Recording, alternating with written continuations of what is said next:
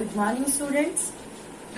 Yesterday we have learned about atmosphere.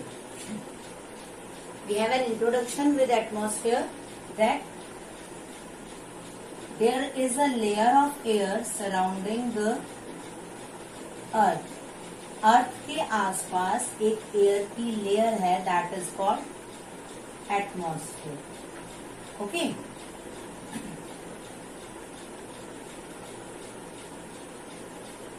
and the first one is called troposphere. Remember that? So here we are going to read about the first layer, that is troposphere. Okay, firstly I am going to write down the name of the each layer. After that we will discuss about the troposphere. Firstly troposphere, then stratosphere,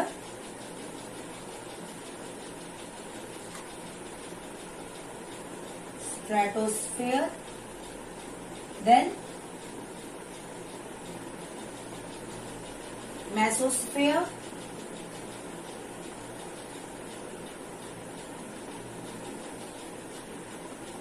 and the next one is thermosphere.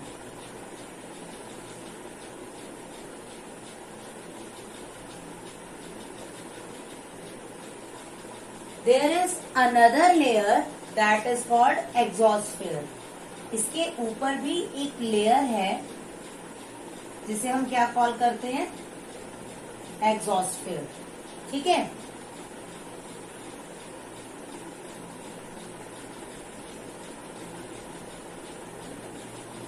clear? Exosphere. So now today we are going to read about troposphere, the first layer of atmosphere, that is troposphere. Okay, troposphere is the densest layer of atmosphere.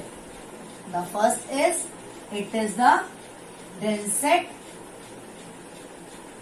layer. Densest layer means it is very much dense. ये बहुत ज्यादा घनी है. All the gases we can find in this troposphere, in this layer of atmosphere. ठीक है, troposphere में ही हमें मैक्सिमम गैसेस और डस्ट पार्टिकल्स, वाटर वेपर्स, ये सब अवेलेबल है. Clear? And this is the portion where we live, जो हमारी अर्थ के बिल्कुल ऊपर का पोर्शन है जहां हम रहते हैं. ठीक है, it is the portion where we live. ये वो पोर्शन है जहां पर हम रहते हैं. एंड मैक्सिमम वेदर जो कंडीशंस है वो यहीं पर है. जितने भी वेदर चेंजेस आते हैं, ठीक है, वो सब ट्रोपोस्फीयर में आते हैं. ओके, ऑल वेदर चेंजेस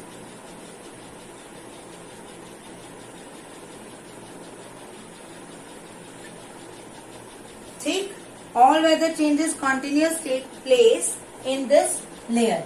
जितने भी, जैसे हम we can watch the sometimes there is rain, sometimes there is storm. Okay, तो जितने भी वेदर कंडीशंस हैं, वेदर चेंजेस हो रहे हैं, वो इसी लेयर में हो रहे हैं. ठीक है,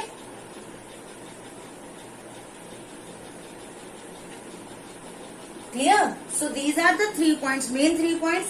कि ये डेंसेट लेयर है, यहाँ पर ये वो पोर्शन है जहां हम रहते हैं, because all the gases are present here. तो ये हमारे लिए जरूरी है. इस लेवल तक हम रह रहे हैं. ये ट्रोपोस्फीयर है ऊपर, ओके, अर्थ से ऊपर, और यहाँ मैक्सिमम गैसेस हैं. दैट्स व्हाई कि अर्थ पर लाइफ पॉसिबल है. ओके, एंड नेक्स्ट इज, जितने भी वेदर चेंजेस हैं वो इसी एरिया में है.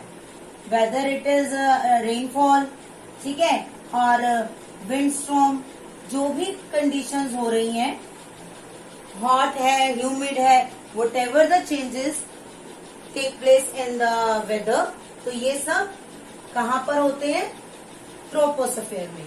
Clear? And as I have discussed before कि यहाँ पर क्या है, all the major gases It contains all the major gases, water vapors, and dust particles also. ठीक है, ट्रोपोस्फेयर में सभी गैसेस हैं, डस्ट पार्टिकल्स भी हैं और वाटर वेपर्स भी हैं. ओके, डस्ट पार्टिकल्स कैसे पता चलते हैं हमें? आप किसी भी ऐसे रूम में बैठिए जहां पर बहुत कम लाइट आ रही है और एक ही पोर्शन से आ रही है, उसमें आपको ना कुछ उड़ता हुआ दिखेगा. स्मॉल स्मॉल से जो पार्टिकल्स हैं वो आपको विजिबल होंगे.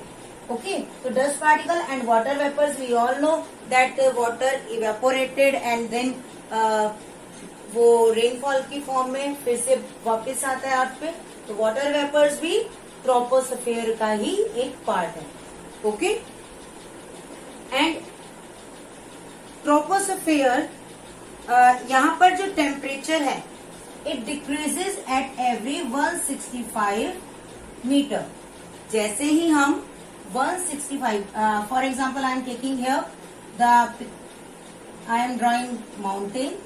ओके, तो यहाँ पर हम अर्थ से ऊपर माउंटेन की तरफ 165 मीटर अबव, जैसे ही हम 165 मीटर जाते हैं जो टेम्परेचर है वो 1 डिग्री डिक्रीज हो जाता है. ओके, फिर हम 165 गए तो फिर वो 1 डिग्री डिक्रीज हो गया, फिर से गए फिर से वो 1 डिग्री डिक्रीज हो गया. ओके, तो एवरी 165 मीटर पर टेम्परेचर 1 डिग्री डिक्रीज हो रहा है. Okay, and it is called normal lapse rate. What it called? Normal lapse rate.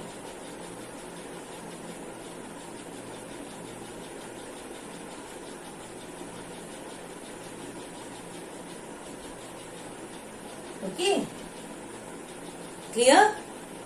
I am again explaining कि जैसे ही हम 165 मीटर अबव मूव करते हैं, we move 165 above from the earth surface mountains की तरफ या वैसी, तो 1 डिग्री टेम्परेचर डिक्रीज हो जाता है. Okay, so that is the main reason कि माउंटेन्स की पीक पर जो टेम्परेचर है वो बहुत ज्यादा लो होता है. Okay, clear? This is the main reason that there is very low temperature on the mountains. Mountains की पीक पर बहुत कम टेम्परेचर होता है. Okay, so we will revise this again. Troposphere, the first layer of the atmosphere, this layer is the nearest layer. सबसे near की layer है ये अर्थ की, और ये डेंसेट लेयर है. It is the densest layer, सबसे डेंस लेयर है.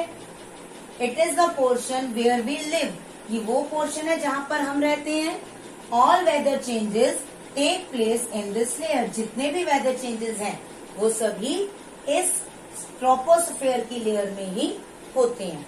All the major gases, water vapours, dust particles we found in this layer. इसी लेयर में जितने भी मेजर गैसेस हैं, नाइट्रोजन, ऑक्सीजन, कार्बन डाइऑक्साइड, ये सब हमें ट्रोपोस्फेयर में मिलती हैं. इसके साथ साथ वाटर वेपर्स, डस्ट पार्टिकल्स, ये भी ट्रोपोस्फेयर का ही एक पार्ट है. And when we move above to the surface, from the surface, तो 165 मीटर जब हम असेंड करते हैं, ऊपर की तरफ जाते हैं, तो टेम्परेचर 1 डिग्री डिक्रीज हो जाता है. Okay, clear? And this is called normal lapse rate. इसे हम क्या कॉल करते हैं? Normal lapse rate. I hope you can understand the troposphere. Okay, now we will move to our next topic.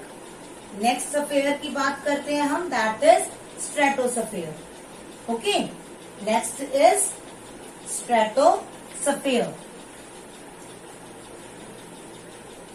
Okay, stratosphere is the second layer जो earth से above है. Second layer that is stratosphere.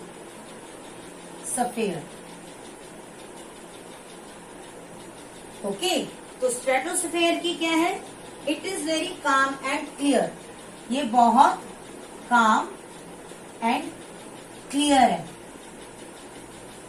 जितने भी weather changes हैं या dust particles हैं वो कहां पर प्रेजेंट है, those are present in troposphere, right. तो ये जो स्ट्रेटोस्फेयर है यहाँ पर ऐसी कोई भी प्रॉब्लम नहीं है, यहाँ डस्ट पार्टिकल्स भी नहीं है, ओके, और क्लाउड्स भी फॉर्म नहीं होते due to the absence of water vapours and dust particles, okay. So the next point is, because of the absence of water vapor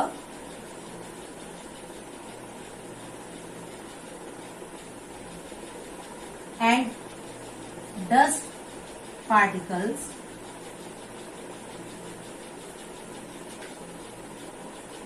this layer prevent the formation of clouds, ठीक है। It means कि dust particles और water vapours ना होने के कारण यहां पर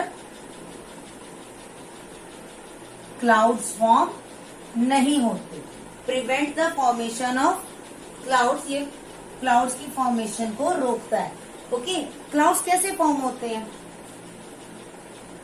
क्लाउड्स फॉर्म होते हैं बेटे जैसे जो वाटर वेपर्स हैं वो डस्ट पार्टिकल्स पर अक्यूमुलेट हो जाते हैं, उस पर जुड़ जाते हैं, तो उससे क्लाउड्स फॉर्म होते हैं, ओके। तो जो स्ट्रेटोस्फेयर है वहां पर वाटर वेपर्स भी नहीं है एंड डस्ट पार्टिकल्स भी नहीं है, तो उस एरिया में क्लाउड्स भी फॉर्म नहीं होते। और अगर क्लाउड्स नहीं होंगे तो क्या होगा, मोर विजिबल, विजिबिलिटी जो है वो ज्यादा होगी वहां पर, ओके। तो ज्यादा विजिबिलिटी के कारण, जो फाइनेस्ट विजिबिलिटी के कारण क्या होता है यहाँ पर, it is good for the aircraft to fly. तो मैक्सिमम एयरक्राफ्ट जो है वो कहाँ फ्लाई होते हैं, इन स्ट्रेटोस्फेयर, ठीक है। एयरक्राफ्ट ऑफन फ्लाइज इन स्ट्रेटोस्फेयर।